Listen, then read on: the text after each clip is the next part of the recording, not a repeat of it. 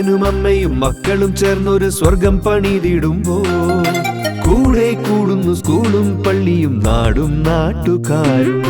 കുസൃതികളുണരും കളിചിരിയായി വളർന്നിടുവിൻ ഉള്ളിൽ സ്നേഹമുള്ളവരായി എന്നും ദൈവ പൈതങ്ങളായി. വീട് ഫെയ്ത്തുവിന്റെ വീട്, വീട് ഫെയ്ത്തുവിന്റെ വീട്.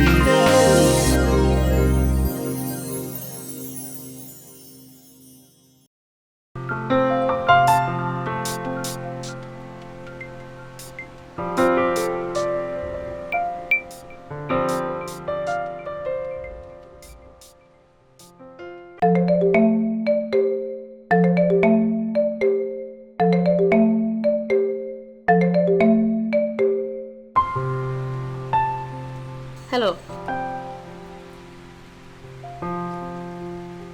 ഹലോ ആ ആണോ? ആ എങ്ങനെയുണ്ട് സർ മാർക്ക്? സർ മാർക്ക് ആ ആ ഓക്കെ സർ. ആ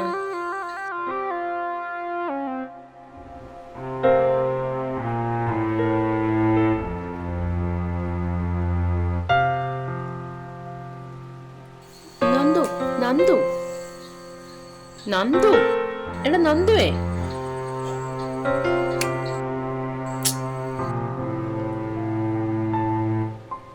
നന്ദു ഇവിടെ വന്നേ, ചോദിക്കട്ടെ.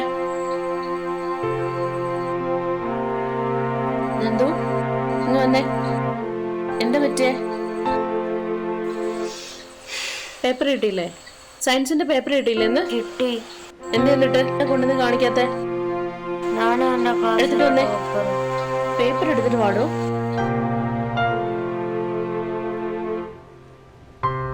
ഇതെന്താ മോനെ ഇത്? 5 മാർക്ക് എവിടെയാ? ഈ സയൻസിന് മാത്രം എന്താ എപ്പോഴും ഇങ്ങനെ കാണിക്കുന്നത്? ഞാൻ സയൻസ് പഠിപ്പിക്കുന്നല്ലേ, എനിക്ക് നാണക്കേടാവത്തില്ലേ? പഠിക്കേണ്ട സമയത്ത് പഠിക്കാത്തോണ്ടല്ലേ? ആ വന്നോ ഉണ്ടോ?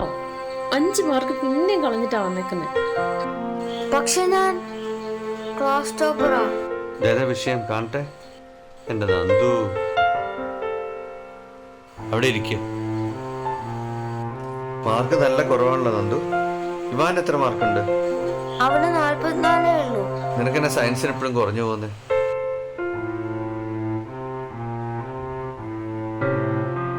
ട്യൂഷന് വല്ലതും വിടാം.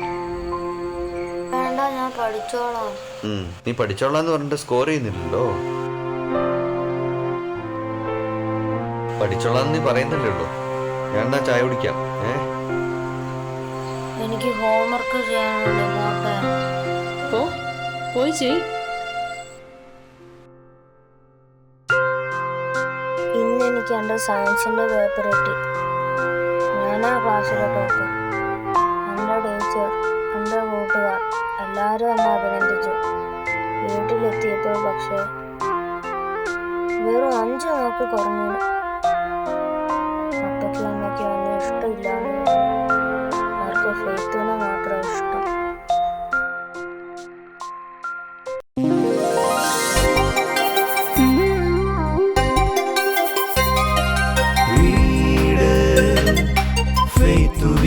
വീട് അപ്പനും അമ്മയും മക്കളും ചേർന്നൊരു സ്വർഗം പണിതിടുമ്പോ കൂടെ കൂടുന്നു സ്കൂളും പള്ളിയും നാടും നാട്ടുകാരും.